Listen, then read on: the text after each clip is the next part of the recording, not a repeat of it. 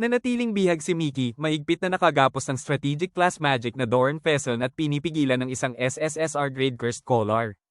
Ang napakalakas na collar ay may kakayahang pababain ang level ng wearer, bawasan ang physical at magical attributes nito, at tuluyang isil ang anumang gift na taglay nito.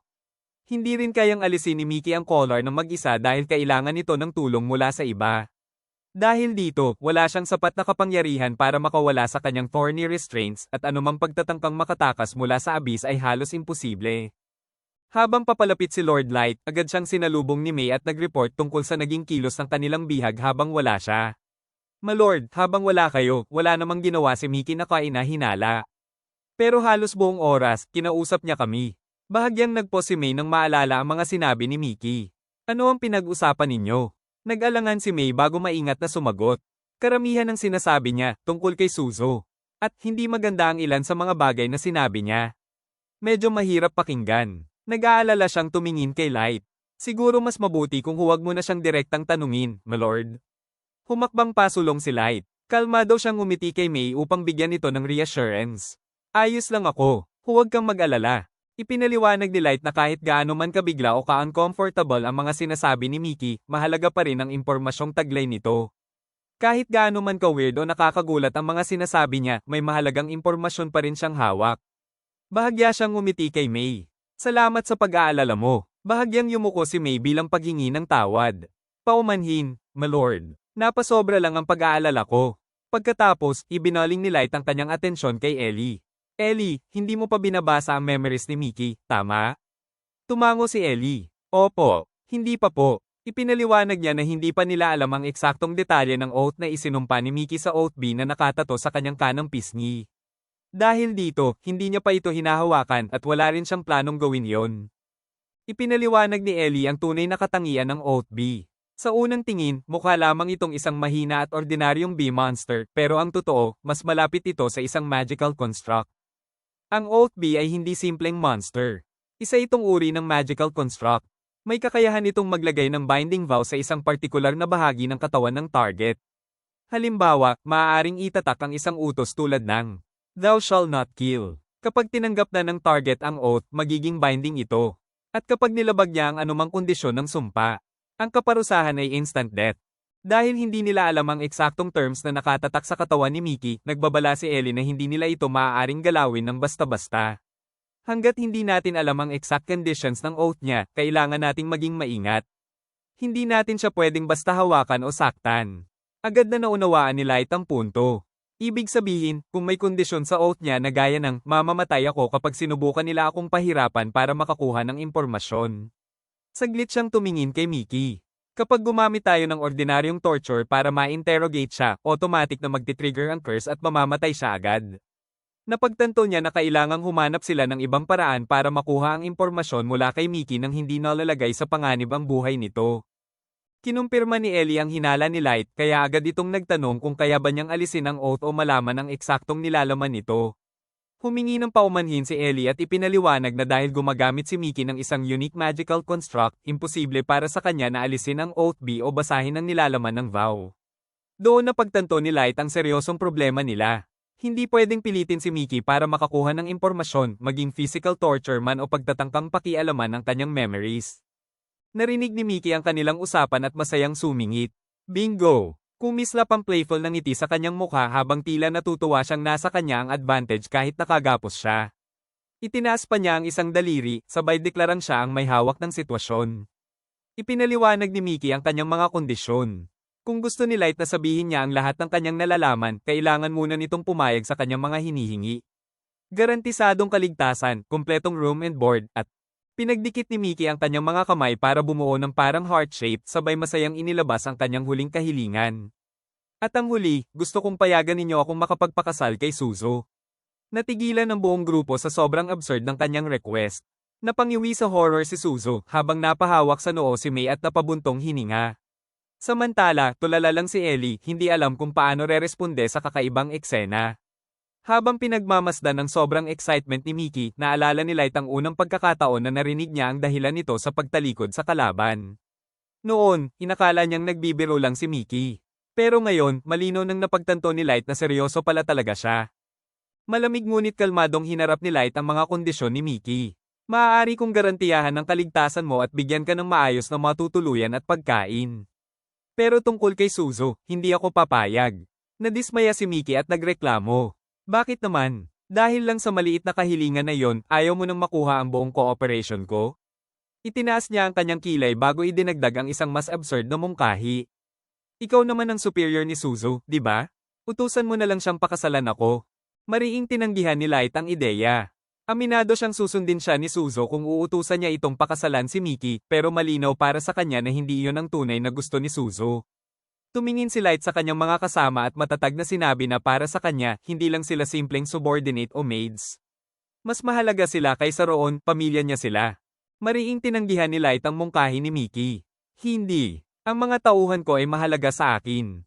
Pamilya ko sila. Malinaw ang kanyang paninindigan na hinding-hindi niya pipilitin ang isang miyembro ng kanyang pamilya na gawin ang isang bagay na labag sa kanyang kalooban. Kahit pa ibig sabihin noon ay hindi ko makuha ang mahalagang impormasyong hawak mo, hindi ko kailanman pipilitin ang isang pamilya na gawin ang ayaw niya. Tumalikod si Light kay Mickey at tinawag si Ellie. Agad namang nagliwanag ang mukha ni Ellie sa sobrang loyalty. Inilagay niya ang kamay sa dibdib at buong siglang nagpahayag na handa siyang sundin ang anumang utos ni Light. Ngunit malamig ang naging utos ni Light. Ellie, kunin mo ang impormasyong kailangan natin mula kay Mickey. Gawin mo ang kinakailangan. Nanatiling seryoso ang kanyang ekspresyon, ipinapakitang handa siyang harapin ang anumang magiging resulta ng desisyong iyon. Malamig at matalim ang tingin ni Light habang binibigyan niya si Ellie ng buong pahintulot na gawin ang anumang sa tingin nito ay kinakailangan. Ngumiti ng madilim si Ellie at agad na tinanggap ang utos. Naiintindihan ko. Gagawin ko ang lahat para makuha ang pinakamaraming impormasyon hanggat maaari. Biglang kinabahan si Mickey nang mapagtanto niyang seryoso ang sitwasyon. Pinawisan siya at mabilis na nakikiusap. Sandali, wait lang. Napilitan siyang umatras sa dati niyang kondisyon. Sige na, ibababa ko muna ang marriage condition. Biglang naging mas cooperative si Mickey at agad na nagmungkahi ng panibagong simula. Pwede ba tayong mag-negotiate? Inulit ni Light ang sinabi niya ng may seryosong ekspresyon. Negotiate. Ipinaliwanag ni Mickey ang kanyang punto. Kung magbibigay siya ng impormasyon, gusto rin niyang may kapalit yon. Ngumiti siya ng masigla habang idinagdag. Kung ibibigay ko sa iyo ang impormasyong kailangan mo kapalit ng gusto ko, fair deal naman, di ba? Tahimik na tinanggap ni Light ang kanyang punto bago kalmadong nagtanong. Sige, ano ba talaga ang gusto mo? Biglang ibinunyag ni Mickey ang tunay niyang gusto, sabay excited na sinabing gusto niyang magkaroon ng romantic na relasyon kay Suzu at handa siyang makipag-deal para rito. Muling natigilan ng buong grupo sa kanyang walang prangkang pahayag. Napanganga si Suzu sa gulat habang napahawak sa mukha si May. Samantala, hindi na napigilan ni Light ang kanyang inis. Napamasahe siya sa noo habang seryosong pinag-iisipan kung sulit pa bang ipagpatuloy ang pagkuha ng impormasyon kay Mickey o mas mabuting isuko na lang ang buong negosasyon. Napansin ni Light na inihahanda na ni Suzu ang kanyang weapon. Agad niyang inilagay ang weapon sa balikat niya, pinigilan naman siya ni Locke at sinabing huwag niyang kalabitin ang gatilyo. Alam din ni Light na baka si Suzu mismo ang gumawa ng aksyon kung hindi niya ito maaawat. Kaya hinarap niya si Mickey at malamig na sinabi, "Denied." Muli niyang nilinaw na hindi niya kailanman pipilitin si Suzu na gawin ang isang bagay na labag sa kanyang kalooban. Nagulat si Mickey. Talaga bang ayaw ni Suzu? Patuloy pa rin siyang humajack-jack. Sa halip na sumuko, nagsimula siyang mag-fantasize tungkol sa pagiging malapit kay Suzu at sa unti-unting pagkatunaw ng malamig nitong personalidad, isang ideyang lalong ikinainis at ikinagulo ng buong grupo. Agad na pinutol ni Light ang kakaibang fantasy ni Mickey. Hindi. Wala nang ganoong usapan. Naging seryoso ang kanyang ekspresyon habang malinaw niyang binalaan si Mickey. Kung hindi ka magbibigay ng praktikal na kondisyon na kaya naming pagbigyan, walang deal. Napasimangot si Mickey, halatang nadismaya. Akala ko naman kaya ninyong pagbigyan ng compromise ko. Bahagya niyang tinapak ang kanyang baba habang muling nag-iisip. Mukhang kailangan niyang humingi ng mas kaunti kung gusto niyang matuloy ang negosasyon. Biglang naglahad si Mickey ng panibagong kondisyon, sabay taas ng kanyang mga kamay. Okay, instead of physical contact, gusto ko na lang ang black tights na suot ni Suzu. Napatingin sina Light at Ellie sa kanya ng walang imik habang si Suzu naman ay halatang hindi impressed sa bagong request. Napahawak si Light sa kanyang baba habang nag-iisip. Kung ikukumpara sa mga nauna at mas absurd niyang hinihingi, aminado siyang mas simple itong kondisyon. Pero agad din siyang napaisip. Sandali, bakit ko ba iniisip na reasonable to? Napatingin si Light kay Suzu na mabilis namang tumango bilang pagsang-ayon. Napabuntong hininga si Light. Pagkatapos, hinarap niya si Mickey at tuluyang tinanggap ang kondisyon nito. Agad namang sinamantala ni Mickey ang pagkakataon at nakiusap na alisin ang kanyang blindfold para makita mismo ang pagkuha ng tights ni Suzo. Gusto niyang makasiguro na hindi siya lolokohin gamit ang bagong pares o ibang tao ang pagmamayari nito. Sa sobrang saya ni Mickey, nagsimula siyang mag-chant ng paulit-ulit habang sumasayaw pa sa kabila ng pagkakagapos. Tights! Tights! Tights! Lalong nadala si Mickey at hinikayat ang buong grupo. Sabay-sabay tayo. Napailing at naging awkward si Suzo habang napahawak naman si May sa mukha sa sobrang hiya. Muntik nang makisabay si Nazuna sa chant pero agad itong pinatigil ni Ellie gamit ang isang mabilis na chop. At sa isang iglap, natapos ang kalokohan ni Mickey. Ipinaalala ni Light na dahil nakagapos pa si Mickey, hindi rin naman ito mahahawakan ng tights kung ibibigay sa kanya ngayon. Ipinapangako ko sa pangalan ko na makukuha mo ang tights ni Suzo. Pero kailangan mo munang sagutin ang mga tanong ko.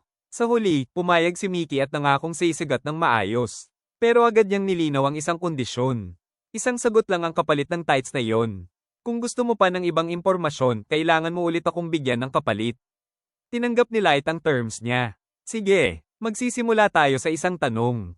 Napaisip ng malalim si Light habang pinipili kung ano ang pinakamahalagang tanong. Marami siyang gustong malaman pero isa lang ang maaari niyang itanong. Matapos ang ilang sandali ng katahimikan, direkta siyang tumingin kay Mickey at ibinigay ang kanyang napiling tanong. Ikaw, si Daigo, at si Hisomi, ano ba talaga kayo? Napasinghap si Mickey sa gulat. Ang hirap naman ng tanong na yan.